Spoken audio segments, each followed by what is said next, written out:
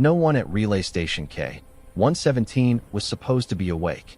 The station floated at the edge of mapped space, far from trade routes and wars. Its purpose was simple: listen. Most days, it heard nothing but cosmic noise and dying stars. That was why the alarm shocked everyone. A low tone echoed through the command ring. Slow, deliberate, wrong.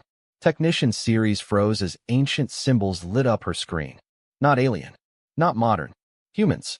Her hands trembled as she read the signal header.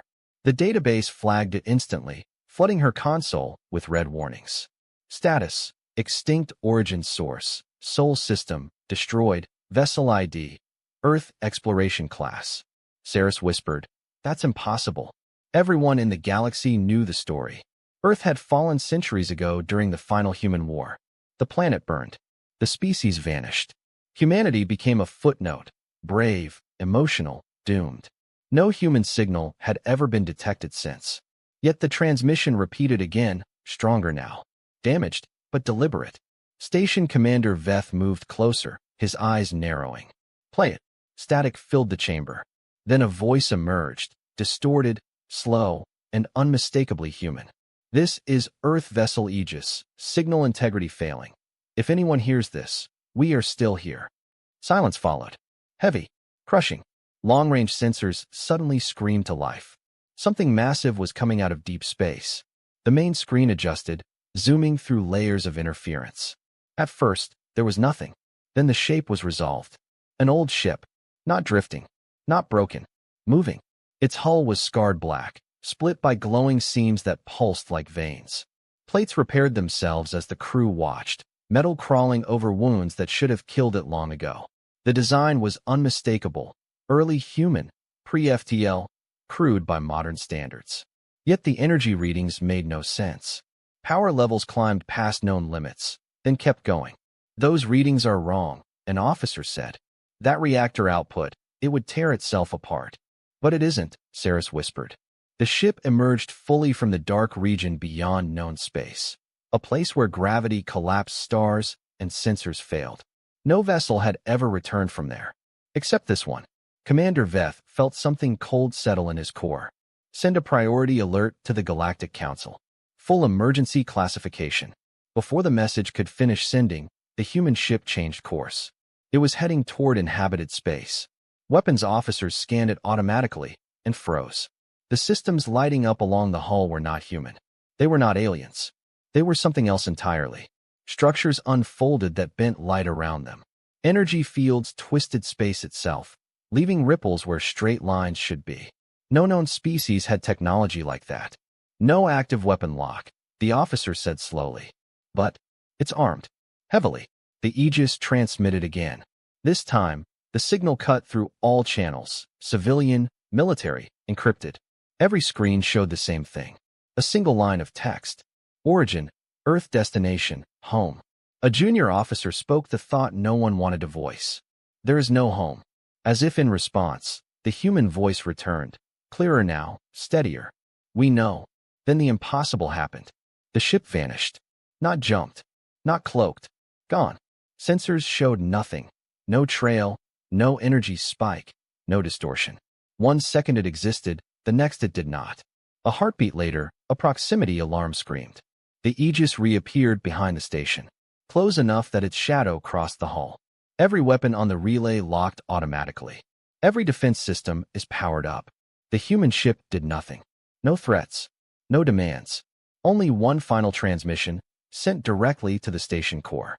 "We were lost," the voice said quietly. "We survived what should have ended us. And now the galaxy will remember why humanity was feared." The channel closed. The Aegis turned toward the stars and accelerated. Commander Veth stared at the fading signal, understanding too late that the galaxy had made a terrible mistake. Humanity was not gone. It was coming back. The Aegis did not slow down. After vanishing from Relay Station K-117, the human ship cut through space on a course no civilian vessel would ever choose, straight toward the inner trade corridors of the Orion Arm. It moved without jump flashes, without warnings, as if distance itself had stopped applying to it. Behind it, panic spread faster than the ship itself. Emergency signals rippled across communication networks. Old records were pulled from sealed archives. Forgotten data was dragged into the light. The same words appeared again and again in flashing alerts. Human origin confirmed, Earth vessel, active technology unknown. In the central world of the Galactic Council, the news reached the high chamber within minutes. The chamber was built to intimidate. Massive pillars rose into darkness. Representatives of dozens of species sat behind glowing barriers, their forms ranging from elegant to monstrous. Most of them had lived their entire lives in a galaxy without humans. To them, humanity was history, or so they believed. Council Speaker Rail struck the floor with his staff, sending a pulse of light across the room. The emergency session is now active, he announced. Report. A tactical projection appeared above the chamber, showing the Aegis as a burning outline cutting through star systems. Murmurs spread instantly. That design is primitive, one representative scoffed. That is an early exploration hull. Yes, another replied coldly, but the power readings are not. A historian drone floated forward, its voice flat and precise. Records confirm the vessel designation Aegis was declared lost 287 years ago. Human-made. Pre-collapse era. Several council members shifted uneasily. Humans are extinct, a warlord species delegate growled. Earth was glassed. Their fleets were destroyed. Their colonies were erased. That is what we believed, the drone said. But the data suggests otherwise. The projection zoomed in on the ship's energy signature. The numbers were so high they blurred into warning symbols. This level of output violates multiple physical limits, the drone continued. No known civilization can produce or contain it. Silence followed. Finally, Speaker Rail spoke again. Then explain how a dead species sends a ship back from a region where physics collapses. No one answered, because no one had an answer. Across the chamber, an elderly representative of a long-lived species leaned forward. His voice was quiet, but it carried weight. We underestimated them once before. Several eyes turned toward him. Humans were not the strongest, he said. Not the fastest. Not the most advanced. But they adapted faster than anyone I have ever seen. When pushed, they changed the rules. A younger delegate laughed nervously. That was centuries ago. They are gone. The elder did not smile. So we thought. The projection shifted again. This time, it showed fragments of old war footage. Earth burning, human ships making last stands, evacuation convoys cut apart. The chamber watched in silence. Humanity fought a war they could not win. The elder continued. And they still refused to surrender. Speaker Rail straightened. Enough history. We need action. A fleet commander hologram appeared, armored and sharp-eyed. We recommend immediate interception. The ship is moving toward high population systems. Intent unknown. Can it be stopped? Someone asked. The commander hesitated, a dangerous pause. We do not know. That answer sent a ripple of fear through the chamber. Orders were issued quickly after that. 3 battle groups were assembled. Dozens of capital ships, supported by cruisers and strike craft. It was a force that could shatter worlds if needed. They were sent to intercept the human ship. Far ahead of them, the Aegis continued its silent journey. Inside the ship, the atmosphere was calm. The interior no longer matched its ancient exterior. Corridors curved subtly, adjusting themselves as the vessel moved. Walls glowed with soft light, responding to thought and presence. Systems whispered to each other in layers of intelligence built over generations. There were not many humans left aboard. They were older than they should have been, their faces marked by time and loss. Some walked with slow steps. Others remained seated in interface chambers, minds linked directly to the ship. Captain Mara Hale stood at the forward observation chamber, hands clasped behind her back. Her hair was gray, her posture rigid. The Council fleet is mobilizing, an officer reported. Multiple vectors. Mara nodded. As expected. Do we avoid them? Another asked. No, she said quietly. We let them see us. The crew exchanged glances. None argued. They had argued enough in the past. The ship adjusted its course slightly, not away from the fleet, but into a clearer region of space. Its energy signature intensified, no longer hiding what it was. Behind them, old memories lingered. They remembered the moment Earth fell. The sky is on fire. The desperate jump that threw them into the dark. The realization that they were alone. They remembered learning the hard truth. No rescue was coming. So they adapted. They studied the space that tried to kill them. They watched stars collapse and rewrote equations as necessity demanded. They captured fragments of alien wreckage that drifted too close and learned from them. Every loss sharpened them. Every mistake became knowledge. Now, as the alien fleets closed in, the humans felt something they had not felt in centuries. Anticipation. Sensors lit up as the first enemy ships entered range. Weapons charged across the void, locking onto the Aegis. On the bridge, warning tones sounded, but no one moved. "Captain," an officer said, "they are preparing to fire." Mara's gaze remained fixed on the stars ahead. "They will hesitate. And if they don't, then they will learn." She raised one hand. The ship responded. Space twisted, not violently, but precisely. A pulse spread outward, invisible and unstoppable. In an instant, every alien ship experienced the same failure. Weapons powered down. Targeting systems went blind. Engines stalled. Confusion erupted across enemy channels. What just happened? Systems are offline. Report. Report. The Aegis drifted calmly among them, untouched. The human captain opened a channel, unencrypted, calm, and open to all. "This is Captain Mara Hale of the Earth vessel Aegis," she said. "We are not here to attack you." The alien commanders listened in stunned silence. "We were declared extinct," she continued. "Forgotten. Written off as a failed experiment of history." Her voice hardened slightly. "That was your mistake." The ship's energy signature flared again, not as a threat, but as a statement. "We are going to the Sol system," Mara said. "You will not stop us." No weapons fired. No one dared.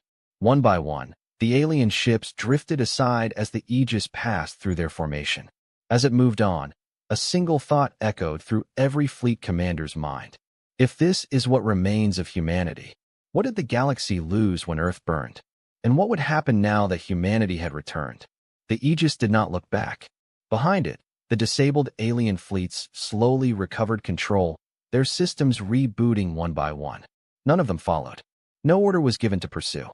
No captain dared be the first to challenge a ship that had shut them down without violence or effort. Across the galaxy, fear spread quietly. Don't panic. Something worse. Doubt. For centuries, the galaxy believed it understood the universe. It believed power followed rules. Technology advanced in lines that could be measured, predicted, controlled. Even wars followed patterns. The Aegis broke all of that. On the Galactic Council world, the High Chamber was silent as new data poured in. Analysts replayed sensor recordings again and again, slowing them down, magnifying them, searching for tricks. They found none. There was no energy surge consistent with an EMP, one scientist reported. No gravity spike. No quantum disruption we recognize. Then what disabled the fleet? Speaker Rail demanded. The scientist hesitated. It appears the human ship rewrote local physical permissions. The chamber stirred. That is not a thing, a delegate snapped. It is now, the scientist replied softly. Another projection appeared, this one showing a region of space around the Aegis during the encounter. Lines curved where they should not. Constants shifted by fractions too small to notice, yet large enough to matter. They did not overpower our technology, the scientist continued. They stepped around it. The implication landed heavily. Meanwhile, far beyond council space, the Aegis entered a silent system, one without trade stations or traffic. A deliberate choice. Captain Mara Hale stood once more in the observation chamber. Stars stretched unnaturally as the ship moved, not faster, but smarter. "Status?" she asked. "All systems are stable," an officer replied. "No pursuit." "Of course," Mara said. She turned to face the rest of the bridge crew, barely 20 humans in total. That was all that remained of Earth's last deep exploration ship. "Prepare the archive," she ordered. "They're ready to listen now." Deep within the Aegis, sealed chambers awakened. Systems older than most galactic civilizations powered on. Not weapons, not defenses, but memory. Across the galaxy, a new transmission spread. Not a demand, not a threat, a record. It reached council chambers, military outposts, and civilian networks alike. Many tried to block it. None succeeded. The message did not come as words at first. It came as images. A blue planet. Clouds. Oceans. Earth. Then fire. Cities burning. The atmosphere is tearing apart. human ships forming desperate lines against overwhelming force. Viewers across the galaxy watched in stunned silence as history unfolded, not the clean version written in archives, but the raw truth. They saw humanity lose. They saw evacuation attempts fail. They saw civilians volunteer to stay behind so others could escape. Then the image shifted. A small human ship, Aegis, being flung violently into a region of collapsing space as Earth vanished behind it. The recording paused. Then Captain Hale's voice came through, calm but heavy. "We were not the strongest," she said. "We were not the most advanced. But we refused to disappear quietly." Inside the Aegis, the humans remembered those first years in the dark. Time did not behave there. Days stretched into weeks. Weeks folded into moments. Their sensors barely worked. Space itself pressed against the hull like a living thing. They lost people early. Systems failed. Supplies dwindled. They should have died. Instead, they learned. They mapped the impossible region piece by piece, observing how reality bent instead of broke. They stopped trying to force old physics to work and started listening to what space itself allowed. They built tools that did not fight the universe, but cooperated with it. That was the first change. The second came when something else noticed them. The recording showed shadows moving through warped space. Shapes without clear form. Entities that existed between rules. The humans did not attack. They studied. They learned when the entities moved, how they reacted, what patterns calmed them, and what patterns angered them. Eventually, the entities left them alone. Survival is not strength, Hale's voice continued. It is understanding. The transmission shifted again, now showing the slow transformation of the Aegis. Human hands rebuilding corridors. Alien materials fused with human design. AI systems growing beyond original limits. Not dominating, but cooperating. They did not conquer technology. They partnered with it. Back on the council world, some delegates looked away. Others leaned closer. This was not a story of revenge. It was worse. It was a story of patience. The recording ended with the Aegis emerging from the dark region. Older, scarred, but whole. Captain Hale's face appeared on screen for the first time. "We did not come back to reclaim territory," she said. "We came back because something was wrong." The transmission cut. Almost immediately, alarms sounded across multiple sectors. A massive structure, long hidden near the ruins of the Sol system, began to activate. Ancient, vast, artificial. Council analysts scrambled as energy signatures lit up, structures buried in debris fields, disguised as wreckage, suddenly waking. "It's a containment array," one analyst said in horror. "Or a monitoring system." "For what?" Speaker Rail demanded. The answer came from an unexpected source. The Aegis opened a direct channel to the council. Captain Hale's voice carried no anger, only certainty. "For us," she said, "and for everything you were afraid we might become." The structure near Earth began to unfold, revealing weapons older than recorded history. Around it, dormant fleets, ancient and enormous, started to move. The species that destroyed Earth had never left. They had simply waited. The council chamber erupted into chaos. "We must respond. We cannot fight that. Where are the humans?" The projection shifted again. The Aegis was already changing course, heading straight toward the awakening enemy. Captain Hale turned to her crew. "This is it," she said quietly. No speeches, no cheers, just understanding. They had survived the dark not to rule the galaxy, but to stop what had been hiding in its shadow. As the human ship accelerated, its systems unfolding in ways no one watching could fully comprehend, one truth became clear to every species witnessing it. Humanity had not returned as conquerors. They had returned as the only ones who knew how to face what was coming. And the galaxy was no longer sure whether to fear them, or to hope they were enough. The ruins of the Sol system drifted in silence. What had once been Earth was now a broken halo of ash, rock, and frozen fire. The planet's core had collapsed long ago, leaving behind a graveyard that no ship was allowed to enter. Not by law, by fear. As the Aegis crossed the system's boundary, every long-range sensor in the galaxy locked onto it. No one tried to stop them. The human ship slowed for the first time since its return. From the bridge, Captain Mara Hale stared at the debris field ahead. Countless fragments of Earth reflected distant starlight, pieces of oceans, continents, cities, the remains of everything humanity once was. Several crew members lowered their heads. Others watched in silence, faces hard. "We're home," someone whispered. Mara did not respond. Because something was wrong. The Aegis's sensors were alive with data, far more than expected. Energy echoes bounced back in patterns that made no sense for natural debris. Gravity behaved too cleanly, too organized. "Skin deeper," Mara ordered. The ship obeyed. What emerged from the noise made the bridge go silent. Beneath the ruins, hidden perfectly among wreckage and dust, was structure. Not debris. Design. Massive rings of dark metal surrounded the system, phased slightly out of normal space. They were old beyond measurement, yet fully intact. Power flowed through them in slow, deliberate cycles, like a heartbeat. One of the officers swallowed. "That's not a weapon platform." "No," Mara said quietly. "It's a cage." Across the galaxy, the same image appeared on council displays. Panic spread instantly.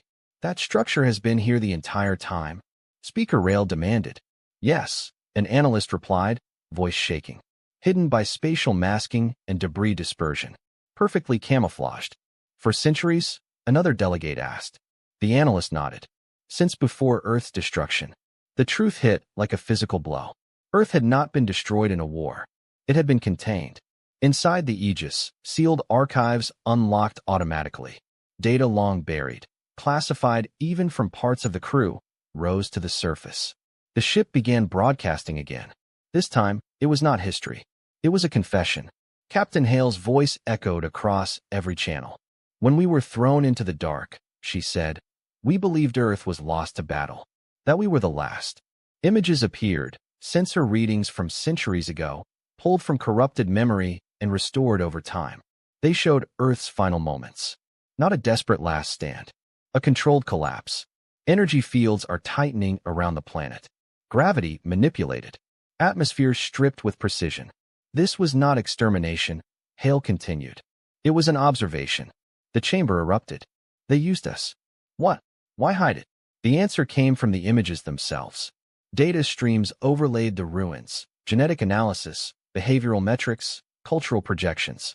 Humanity had been monitored from its first radio signal to its last breath. A test. The realization horrified even the oldest species. Humans were not destroyed because they were weak, Hale said. They were isolated because they were unpredictable. Inside the Aegis, the crew remembered the moment they discovered the truth. Decades into their exile, they had intercepted fragments of transmissions leaking through the dark region, signals not meant for them. Signals watching something that should no longer exist. The Watchers had been studying how humans adapted to extinction. Would they collapse? Turn on each other? Fade quietly? Instead, humanity endured. That changed everything. The structures around Sol began to activate more rapidly now, responding to the Aegis's presence. Segments unfolded, revealing fleets hidden inside folded space. Ships larger than moons, angular and cold. They were not rushing to attack. They were preparing to observe. One of the crew clenched his fists. "They still think we're part of the experiment." Mara's jaw tightened. "Then we end it." She turned to the ship's core interface. "Wake the inheritance." Deep within the Aegis, something ancient and uniquely human came online. Not a weapon. A choice. The system had been built slowly, painfully, over generations. It was designed with one rule: power without domination. Across the galaxy, the ancient fleets moved closer, their presence bending space with sheer mass. Council military leaders scrambled, issuing orders that meant nothing. No conventional force could touch what was awakening. "This is beyond us," Speaker Rail said quietly. "What are humans doing?"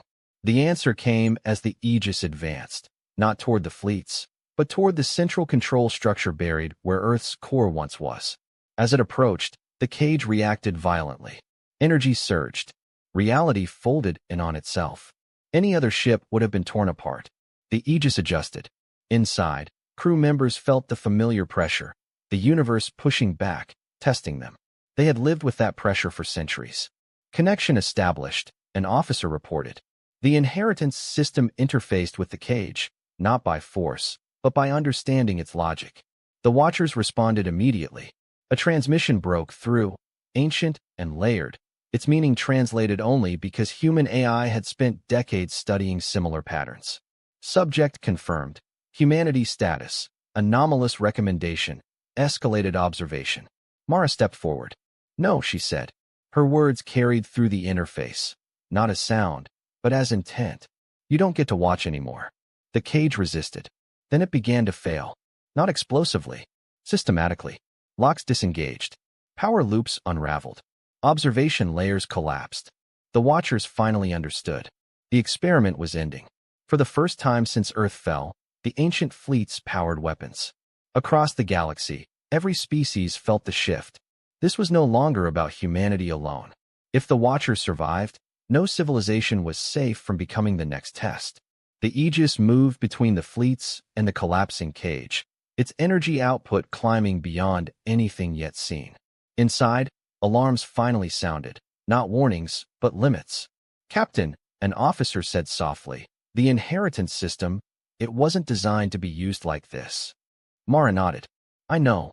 She looked around the bridge, at the last children of Earth. We were never meant to survive, she said. But we did. The ship trembled as reality strained. Beyond the hull, ancient fleets closed in. Behind them, Earth's prison finally shattered, scattering fragments of the cage across the system. The lie that had lasted centuries was exposed. Humanity was never weak. It was dangerous, not because it sought power, but because it refused to accept a universe that treated life as an experiment. As the Aegis held its ground against forces older than history, one question echoed across every mind watching from afar. If this is what humanity built while lost and alone, what would they be willing to sacrifice to make sure this never happened again? The answer was coming, and it would change the galaxy forever. The ancient fleets moved at last, not in a rush, not in anger. They advanced with calm precision, sliding through folded space like thoughts given shape.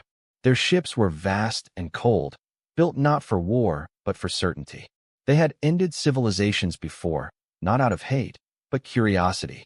From their view, humanity was a variable that had refused to behave.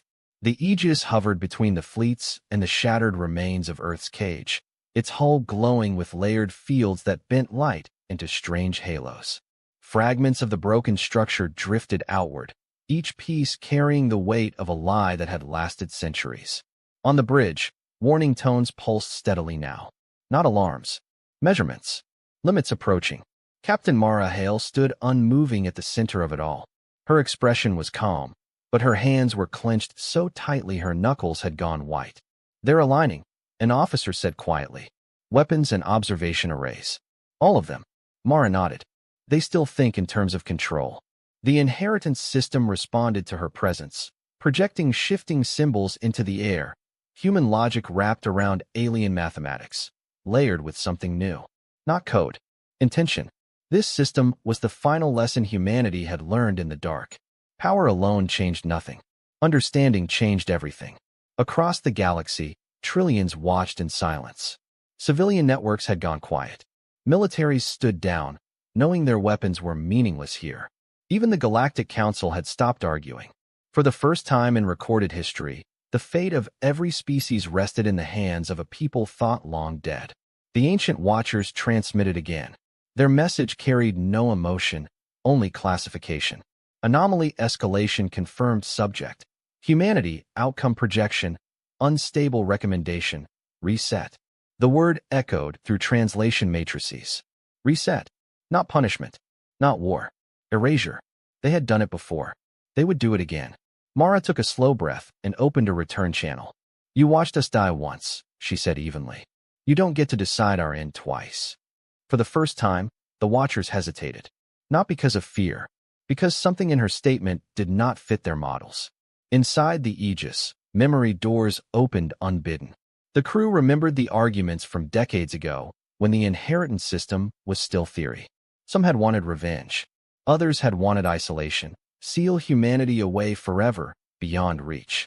Mara had argued for something harder. Choice. We cannot become what they fear, she had said back then. If we do, they're right to destroy us. The system reflected that belief now. It was not a weapon designed to kill fleets. It was a framework designed to end cycles. Outside the hull, the ancient ships fired. There was no flash, no beam. Reality itself tightened.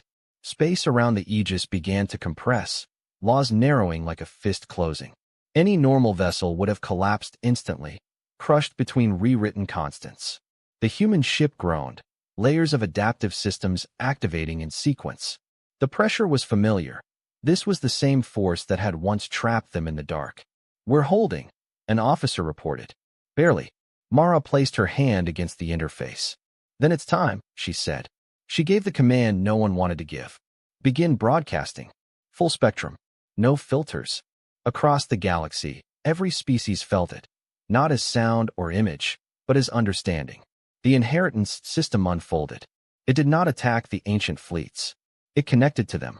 Their observation arrays lit up as data flooded in. Human history, emotion, contradiction, creativity, failure. Not curated. Not controlled. Everything. They saw humans choosing to stand instead of flee. Choosing mercy instead of efficiency. Choosing sacrifice instead of survival. They saw wars ended not by force, but by refusal to keep fighting. They saw parents dying so children could live. Scientists burn their own work to prevent misuse. Soldiers disobeying orders to protect civilians. It was chaos. It was irrational. It was humanity. The Watchers recoiled, not physically, but conceptually. Their systems struggled to categorize what they were seeing. Data set inconsistent behavior, non-optimal survival model violated. "Yes," Mara whispered. "That's the point." The inheritance system pressed deeper, not invading, but asking, what is life worth if measured only as data? What is progress without choice? What happens when observers become accountable? For the first time since they had risen, the ancient Watchers faced something they had never encountered. A civilization that could not be reduced to equations. The pressure around the Aegis fluctuated. Some ancient ships powered down weapons unconsciously, their systems overwhelmed by conflicting directives. Others reacted the only way they knew how. They fired again. This time, the inheritance system responded, not with force, but consequence. A wave rippled outward, touching the ancient fleets. Where it passed, weapons went silent. Control hierarchies collapsed. Observation networks disconnected from central authority. The Watchers' greatest strength, their unified certainty, fractured. They had built themselves to watch, not to choose. And now, choice was forced upon them. On the bridge, the ship shuddered violently. Structural integrity dropped. "Captain," an engineer said, voice tight, "the system is feeding back. The inheritance is drawing more power than we can safely provide." Mara nodded slowly. She had expected this. The inheritance was never meant to run without limit. It required a price. "Time estimate?" she asked. "Minutes," the engineer replied. "Maybe less." The crew exchanged looks. No one panicked. They had lived with this possibility for generations. Mara addressed them all. "We can shut it down," she said. "Preserve the ship. Walk away." Silence. Then one by one, heads shook. A young officer spoke first. "If we leave now, they'll rebuild. They always do." Another added, "We didn't survive all this to hide again." Mara felt a familiar weight settle in her chest. Not fear, but resolve. She turned back to the interface. "Then we finish it." The ancient Watchers sent one final transmission, fragmented, unstable. Request: termination of broadcast observation parameters, failing control lost. Mara's reply was quiet. Good. She expanded the inheritance field one last time. Across the galaxy, ancient systems shut down, not destroyed, but rendered inert. Observation arrays went dark. Control structures collapsed into dormant silence. The Watchers did not die. They ended. Stripped of authority. Stripped of certainty. Reduced to what they had denied others for eons. Choice without control.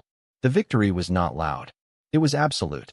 But inside the Aegis, systems failed in cascading waves. Lights flickered. Gravity wavered. "We're losing containment," an officer warned. "The ship can't handle the load." Mara looked out at the stars, at the place where Earth had once been. "This was always the cost," she said softly. She opened a final channel, this one directed to the galaxy. "Humanity was never meant to last forever," she said. But neither was tyranny disguised as curiosity. The Aegis's core began to glow, not violently, but steadily. A controlled overload. A release. As ancient fleets drifted powerless and the galaxy held its breath, Captain Mara Hale gave the last order humanity would ever give as a unified people. Complete the inheritance. The ship blazed like a new star. And with that light, the age of silent watchers ended. What came next? No one yet understood. But one truth was already clear to every species watching the human ship burn itself into legend. Humanity had not saved the galaxy by conquering it. They had saved it by proving that some power should never exist, and that some sacrifices are worth everything. The light from the Aegis faded slowly, not in an explosion, not in destruction. It dimmed the way a sunset does, inevitable, quiet, and final. Across the Sol system, sensors struggled to understand what they were seeing.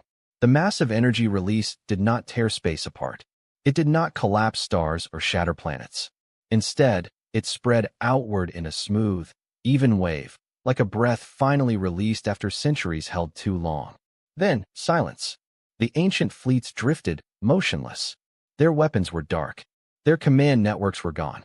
Their vast structures, once filled with certainty and control, were empty shells.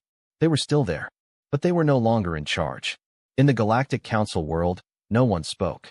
For the first time since the Council had been formed, there was nothing to debate. No enemy to plan against. No strategy to argue over. The galaxy had been changed in a single moment, and no one had been ready. Confirm status, Speaker Rail finally said, his voice hoarse.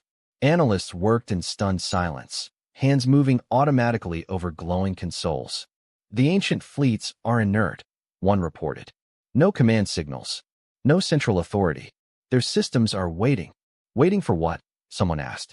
The analysts swallowed. For instructions. From themselves. That answer unsettled everyone. The Watchers had built their power on observation and control. They had never needed culture or identity or purpose beyond watching and deciding. Now those systems are gone. They were free and completely unprepared for it. Far away, at the heart of the fading energy field, the Aegis was breaking apart. Inside the ship, alarms had long since lost meaning. Systems shut down one after another, their tasks complete. Artificial gravity flickered, then stabilized at minimal levels, just enough to keep the crew steady. Captain Mara Hale remained at the core interface, her hand still resting against it. Containment holding? She asked quietly. For now, an engineer replied.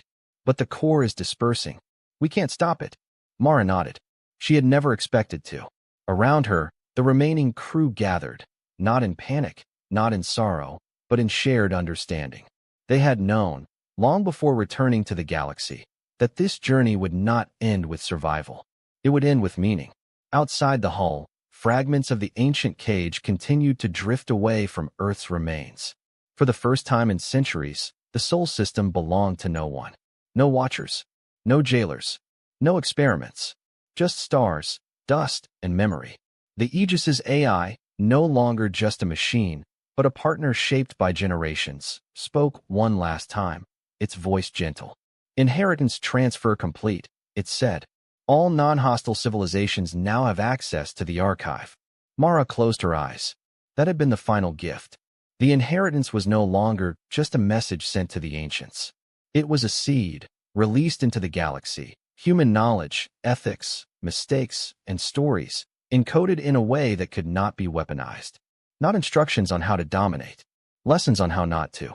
Across thousands of worlds, scientists and philosophers felt the shift as new data unlocked. Not raw power, but perspective. Ways of thinking that emphasized limits, responsibility, and the cost of unchecked certainty. Humanity, in its final act, had refused to leave behind a weapon. They left behind a question. Inside the Aegis, power continued to drop. One of the crew laughed softly. You know, he said, for people who were supposed to be extinct, we made a mess of history. Another smiled. Worth it. Mara looked at each of them. Engineers, pilots, scientists, farmers turned survivors. The last children of Earth. We did what we came to do, she said. No regrets. No one disagreed. As the ship's structure weakened, the AI activated its final protocol. Small capsules detached from the Aegis, slipping quietly into space.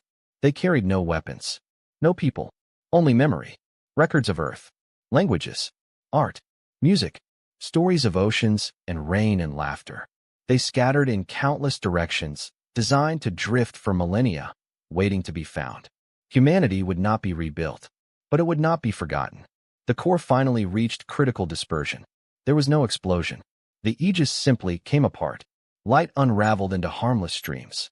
Matter dissolved into energy that spread gently through the Sol system, warming cold dust, lighting fragments of Earth's remains like embers. When it was over, there was nothing left of the ship. No wreckage. No monument. Only a quiet starfield where something extraordinary had ended. Across the galaxy, systems stabilized. Trade routes reopened cautiously. Fleets stood down. Worlds that had lived in fear of unseen watchers began to ask a question they had never needed to ask before. What now? The answer did not come from the Council. It came from the ancient fleets. Slowly, awkwardly, some of them powered minimal systems back online. Not weapons, not sensors, but communication arrays. Their transmissions were confused, fragmented, and uncertain. They were learning how to exist without authority. Some worlds feared them and prepared defenses. Others did something unexpected. They spoke. They sent messages, not of submission, but of conversation, of boundaries, of coexistence. For the first time, the ancients had to listen. The Galactic Council reconvened days later. This time, the chamber felt smaller. Speaker Rail addressed the assembly. "We owe our existence to a species we once dismissed," he said. "A species that chose sacrifice over survival." No one argued. "Humanity is gone," he continued. "But the galaxy they saved is not the same one that erased them." A vote was taken, unanimous. The Sol system would be declared protected space. Not a military zone. Not a research site. A memorial. No ships would enter without purpose. No weapons would ever be powered there. Earth's ruins would remain untouched. Not as a warning, as a reminder. Far from the Council world, on a quiet planet that had never known war, a young alien child listened as an elder played a newly discovered piece of music. Simple, human, and full of longing. "Who made that?" the child asked.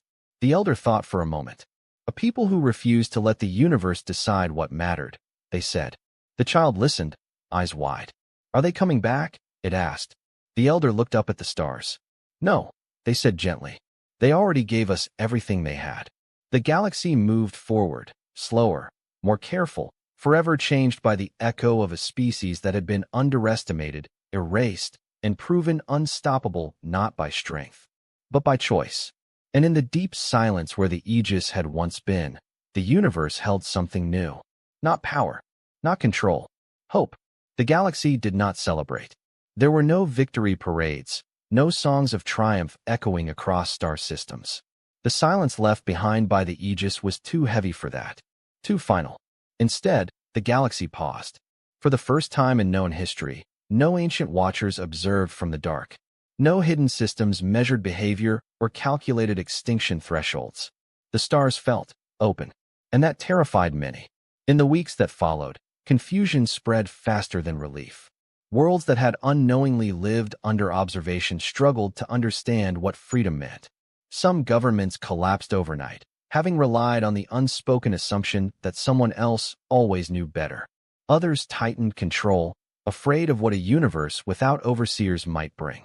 The inheritance humanity had released did not give answers. It gave context. On research worlds, scholars argued endlessly over human philosophy. On military worlds, commanders studied human restraint with suspicion. On peaceful planets, artists wept at records of oceans they would never see. Humanity had not left behind instructions. They had left behind perspective. The Galactic Council reconvened again and again, each meeting more strained than the last. With the Watchers gone, the Council was no longer a symbolic body. It was all that stood between cooperation and chaos. Speaker Rail felt the weight of it every time he entered the chamber. "They trusted us with this," he said during one session, his voice quiet. "We cannot fail." But fear does not fade easily. At the edges of known space, fragments of the ancient fleets still drifted. Most remained dormant, their systems stripped of centralized control. But some had begun to change. Without a guiding authority, individual ships started making decisions. Some powered down forever, drifting into self-imposed exile. Others reached out, clumsy and uncertain, asking questions they had never needed to ask before. A few did something worse. They tried to reclaim what they had lost. The first incident occurred near a border world. a minor system with little strategic value. A lone ancient vessel reactivated a weapon array, crude compared to what it once possessed, but still devastating. The attack was brief, limited, and it shattered the illusion that the threat was truly over. Panic surged. Calls for preemptive strikes echoed across the council chamber. Fleets mobilized. Old rivalries flared as worlds argued over who would take responsibility. Humanity made them powerless, one delegate shouted. We should finish the job and become executioners, another replied. Is that what they died for? The argument spiraled. It was then that the inheritance responded. Not actively, not forcefully, but unmistakably. Across every system, human archives unlocked a new layer, one that had been sealed until now. It was labeled simply, the cost. What followed was not data. It was testimony. First-person accounts from the Aegis's crew, recorded across generations. Children born in the dark speaking of fear. Elders admitting doubt. Engineers confessing mistakes that had cost lives. They spoke of every moment they had considered turning back. Every time they had argued about using their power to rule instead of protect. And why they never did. One recording, from Captain Mara Hale herself, played across countless worlds.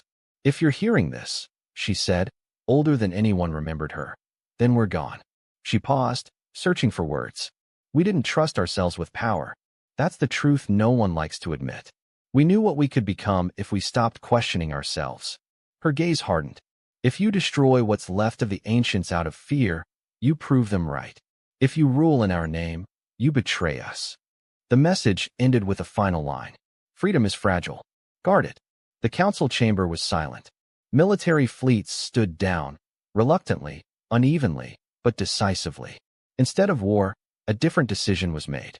A coalition task force was formed, not to hunt the ancients, but to contain and communicate. Worlds volunteered ships, resources, mediators. It was slow, dangerous, imperfect. It was human. In the Sol system, something unexpected happened. Despite its protected status, small research vessels, unarmed, carefully screened, were granted permission to approach the outer edges. Not to study weapons, not to salvage technology, to listen. What they found stunned them.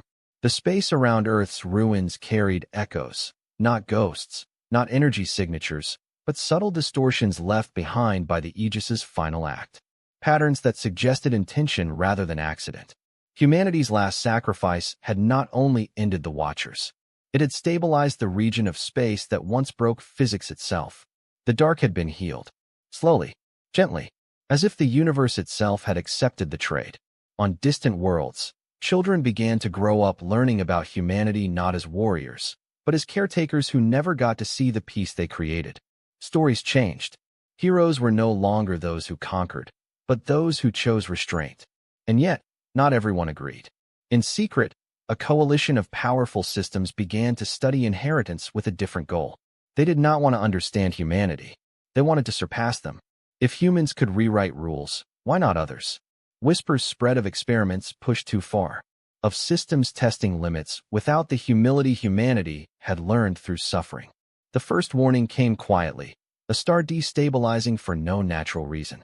A civilization pushing at boundaries they did not fully understand. The council debated intervention. Again and again, the inheritance unlocked something new. Not a solution, a reminder, a record of a failed experiment from humanity's past, one they had buried because of the lives it cost. They had left it there deliberately, a silent warning to anyone who followed their path too quickly. Some worlds listened, others did not. But the galaxy no longer waited for permission from unseen masters. Responsibility had been forced upon it. In a quiet system far from Sol, an ancient vessel finally responded to a coalition envoy. Its voice was weak, uncertain. We were never meant to choose, it admitted. We watched because the decision frightened us. The envoy replied simply, so did it frighten them. The ancient ship went silent for a long time. Then it powered down its weapons, permanently. Small victories like that did not make headlines. But they mattered. Years passed. The legend of humanity did not fade. It changed. They were no longer spoken of as saviors alone, but as a warning about the cost of unchecked certainty and the strength found in doubt. And somewhere in the deep void, beyond mapped space, A human memory capsule drifted until it was intercepted by a young civilization just beginning to look at the stars. They opened it carefully. They listened. And when they asked who these humans were, why they gave so much without asking for anything in return, their elders answered honestly. They were a people who understood too late that survival means nothing if you lose the right to choose who you become. The galaxy was quieter now. Not safer. Not perfect. But I'm awake. And that was humanity's final, most dangerous gift. Because a universe that thinks for itself can never be controlled again. Only guided. And the question left hanging in the stars. One that no council vote, no fleet, no ancient power could answer alone, was simple and terrifying. Would the galaxy be worthy of the freedom humanity died to give it? The galaxy did not return to normal. It could not. Normal had depended on unseen limits, on quiet assumptions that someone else was watching, judging, correcting. When humanity ended the Watchers, they did not replace them. They left a void where certainty used to live. And into that void poured choice. Years after the fall of the Ancients, the Galactic Council still met, but its power was thinner now, more fragile. Decisions took longer. Arguments were louder. Responsibility no longer vanished into the dark. Some worlds thrived under this freedom. Others struggled. For the first time, failure had no one else to blame. Speaker Rail was older now. His once strong posture had softened, his voice worn by years of impossible decisions. He often found himself staring at the Sol system on the Chamber's star map, even during unrelated sessions. Earth's ruins glowed faintly, surrounded by the protected boundary no one dared cross without cause. A grave. A gift. A warning. Report, Rail said quietly during one final session. An analyst stepped forward. Another ancient vessel has voluntarily deactivated its remaining systems. That makes 87% of known remnants fully inert. A ripple moved through the chamber. Not celebration, but relief. And the others? Rail asked. Some still wander, the analyst replied. A few resist communication, but none have reactivated large-scale weapons. That was the best outcome anyone had hoped for. Humanity had not erased the ancients. They had forced them to grow up. Across the galaxy, the inheritance continued to shape cultures in subtle ways. It did not dominate education or governance. Many worlds rejected it entirely at first, suspicious of a gift that had cost an entire species its life. But even those worlds felt its influence. Human stories spread not because they were enforced, but because they resonated. A miner on a border moon refused to abandon trapped workers, citing a human account of sacrifice in impossible conditions. A military commander chose retreat over annihilation, haunted by a human captain's final broadcast. A council of scholars rewrote their ethical codes after studying how humanity had limited its own power. None of these acts were dramatic. Together, they changed everything. Yet freedom always carried risk. On a distant world, a rising empire began to expand aggressively, convinced it could succeed where humanity had chosen restraint. They dismissed the inheritance as weakness dressed in sentiment. Their scientists pushed technology without limits. Their leaders spoke openly of control. The council debated intervention. Once, they would have waited, watched, calculated. Now, they had to decide. They chose diplomacy first, then sanctions, then containment. It was messy, imperfect. Lives were lost, but extinction was avoided. The lesson spread slowly. The inheritance did not guarantee peace. It demanded effort. In the Sol system, something unexpected occurred. A coalition of worlds petitioned to send a permanent, unarmed presence near Earth's ruins. Not to study, not to exploit, but to remember. They called it the Vigil. Small stations were built at the edge of the protected zone, their designs deliberately simple. No weapons, no experiments, just observers, volunteers from dozens of species, who lived their lives in quiet orbit around humanity's grave. They listened to the faint echoes left behind. They maintained the boundary. They told the story to anyone who came near. Not a myth, not propaganda. The truth. Humanity was not perfect. Humanity was not unified. Humanity was not always kind. But when faced with absolute power, they chose to end it, even at the cost of themselves. That choice mattered. Generations passed. Children grew up in a galaxy that had never known Watchers. To them, humanity was history, distant, strange, inspiring. Some doubted the stories. Others questioned whether such sacrifice had been necessary. That doubt, too, was part of the inheritance. In a quiet world far from Seoul, a teacher ended a lesson with a simple question. If humanity were still alive, she asked her students, what do you think they would want from us? The room was silent. Finally, a small voice answered, uncertain but sincere. To try. The teacher smiled. That night, far beyond the reach of council space, one of the last human memory capsules completed its long journey and was discovered by a young, spacefaring civilization just beginning to map the stars. They opened it carefully. They expected weapons. They found stories. Laughter recorded in cramped corridors. Arguments over impossible decisions. A song sung by voices that trembled but did not break. And one final message, recorded long before Aegis's last journey, spoken by a human whose name was never preserved. If someone finds this, the voice said, then we're probably gone. A pause. That's okay. Another pause, softer now. We don't need to be remembered as heroes. Just don't let anyone tell you that survival is all that matters. The recording ended. The young civilization listened in silence. And when they finally looked back up at the stars, the universe felt larger and heavier than it had before. Back at the vigil, Speaker Rail stood alone, watching the light of a distant star reflect off Earth's remains. His term was ending. Soon, someone else would take his place. He wondered if they would be wiser. He wondered if humanity would have approved. There's no one left to ask, he murmured.